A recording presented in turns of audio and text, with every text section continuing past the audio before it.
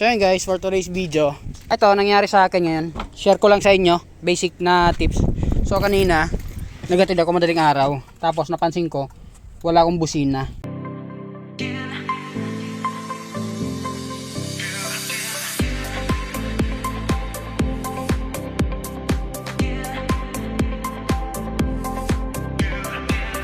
Pero ngayon ito guys, meron na siya. Yan, meron na siyang tunog ngayon. Kanina wala yan. So ngayon, bubuksan natin yung hood. Kasi stuck pa yung busina natin guys. So hindi pa ito napapalitan. So akala ko pundi yung ating pundi yung ating busina.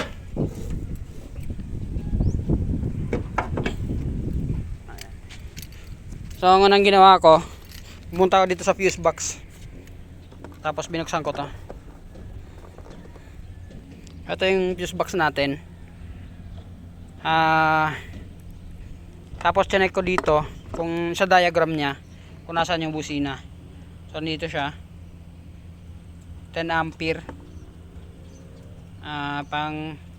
Pangalawa, magmula sa taas. Dito sa taas na to.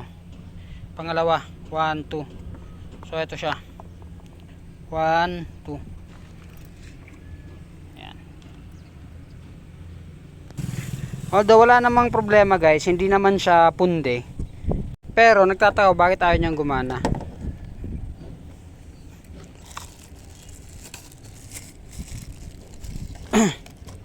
Walang tayo ng puller.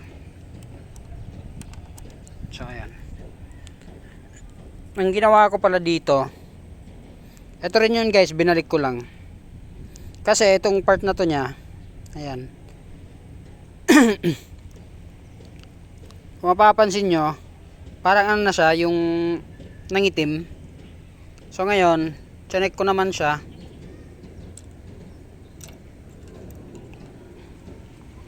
Hindi naman siya putol. Hindi naman siya pundi. Ngayon nagtataka lang ako kung bakit. So ganito ang ginawa ko guys. Hinasa ko siyang paganyan. Ayan. Kaya naging puti siya uli. Ayan, dahil wala tayong fuse. Wala siyang busina.